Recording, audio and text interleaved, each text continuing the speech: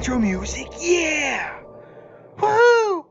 Hey there, gamers and Star Trek fans. I'm Rev Deuce here to talk to you about Star Trek Infinite. And while I do believe it is a great game for Star Trek fans, it is more than just that. I think it's going to be a great game for those who simply love grand strategy.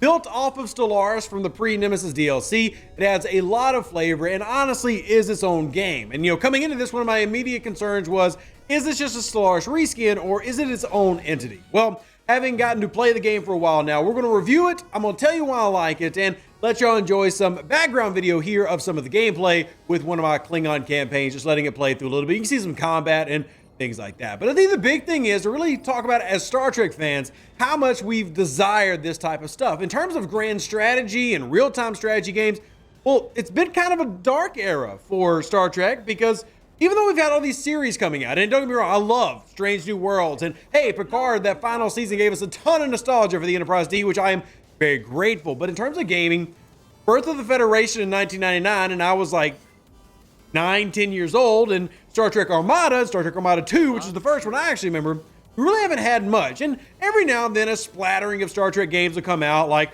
Star Trek Legacy last year we had, or this year we had Star Trek Resurgence, which is just a real short story mission game, which was actually fantastic. But we haven't had that depth and that ability to really sink our teeth into something that takes hundreds and hundreds of hours, besides a couple of mobile titles like Star Trek Fleet Command and Star Trek Legends and maybe even Star Trek Timelines. And the only other big thing was going back to 2010 with Star Trek Online. So we've definitely been starved of it. So as a fan base in Star Trek IP fandom, we are pretty excited. At least I am. And people in my Discord, which is, about 25,000 people, we've already had hundreds and hundreds have been, yes, give us this game. So let's talk about why I like it. Number one is it is its own game compared to Stellaris, which I find is a fantastic title. But I'll be honest, the only reason I bought Stellaris as a Star Trek fan, just the same reason I also bought Sins of a Solar Empire, was not for its own story, but to be able to mod those games with things like Star Wars and Star Trek, and Battlestar Galactica and Stargate, and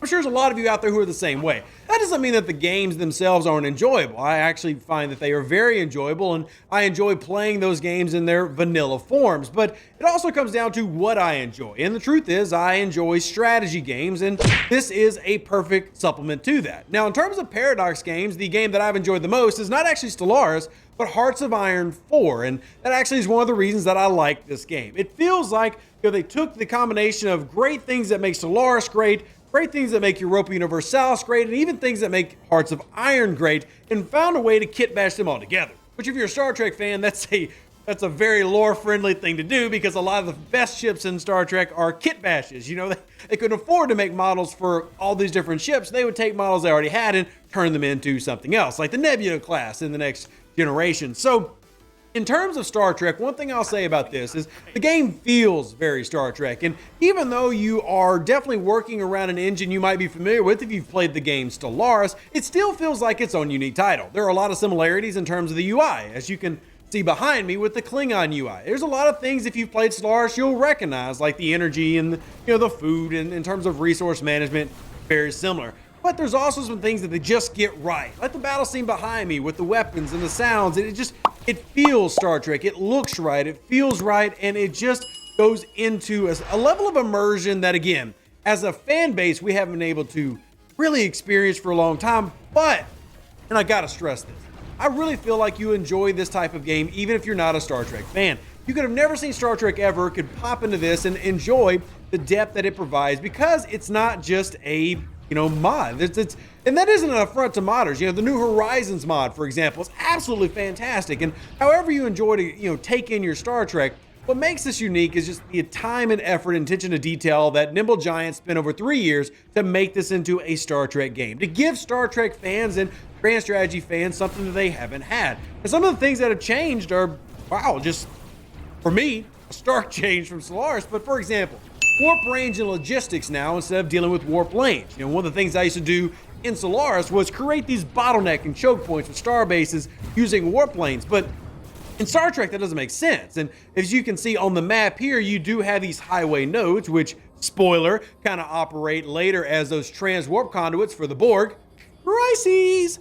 But you don't have that same level of, border protection that you could do in Stellaris. But it makes it also very much more Star Trek. You have the ability to operate through espionage, and all 4 of the major factions can be played in any different way, but they also kind of have a way that really fits them. As you can imagine, the Klingons, which I tend to love and play the most, are an aggressive race and start off with advantages to crewing, where they can crew their ships faster by having more crewing early on as a resource, and they simply have a lot of effective combat strategies and ships, especially when you can operate the little Burrells and bird of preys and wolf packs. And there's a lot of things that you can do here that are different, and it's not just that. But I mentioned the crewing. I think it's really dives into the lore aspect. And if you've ever watched Deep Space Nine, and we've talked about in that show, and crewing matters, right? Like, not just having a great Miles O'Brien as an engineer for Deep Space Nine, but the fact that crews die and that you have that attrition, and losing people becomes just as important, if not more important, than these ships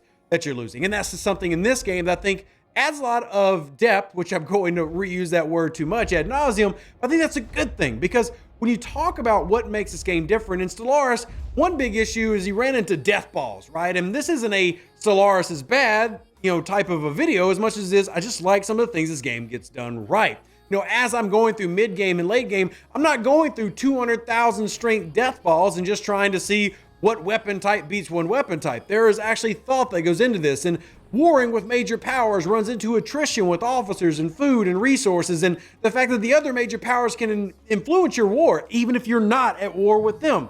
A lot of things that added depth to it, and I loved the actual mission trees that got added in, very similar to that Europa Universalis site, where it's not exactly like you would in Hearts of Iron, where you're just going through and getting buffs, but these are actually almost operating like a training system, saying, hey, these are goals you can reach, here's how to do it, and here's what you need to do. I love the mission tree system and the different paths you can take, which help you diverge. Hey, if you want to be that aggressive species for the Federation, Section 31 has got a mission tree for you. Or you can go through the normal Klingons. They got to decide, do you want to favor the Federation or favor the Romulans? And the Khitomer Massacre obviously is the point that this game starts. And between that and the unique characters from Star Trek like Worf and Spock over on the Federation side, or even having Bartok and Gowron and some of the more famous known Klingon admirals and commanders, as well as a plethora of others, I think it's 8 uniques for each race, with the Federation ended up having 11.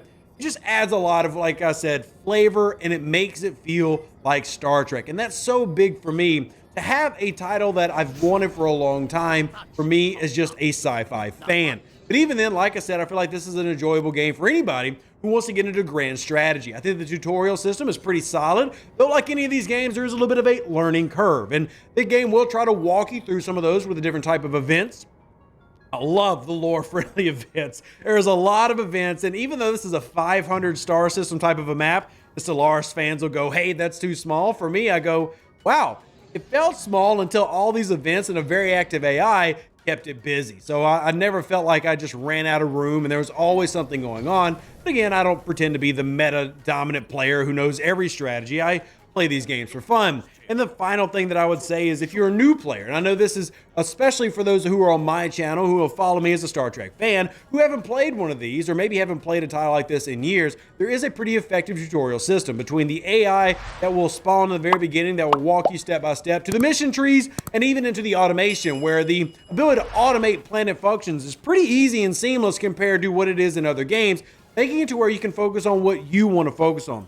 At the end of the day, I look at this and say, it's a great game. I enjoy playing it. And when I judge a game, I say it's great if I can spend hundreds, if not thousands of hours into it, like I've done with Hearts of Iron 4 and Star Trek Fleet Command. And this is a game that I will spend hundreds, if not thousands of hours on by the time it's over. To the point where I look at its price point in a world of monetization, in a world where games like Star Trek Fleet Command and other mobile titles, not to just call them out, but just how the market is in 2023, they'll try to monetize everything that's available. I mean, every month in Star Trek Fleet Command, those of us who play it get faced with thousands of dollars in literally new options to spend. Whereas this is a game that for the deluxe edition, I spend $40 on, and that's it. And then they might bring out a DLC in a few months. Okay, cool. In a world of over monetization, I feel like this game gets it right. I don't have to spend thousands of dollars to be competitive or have fun.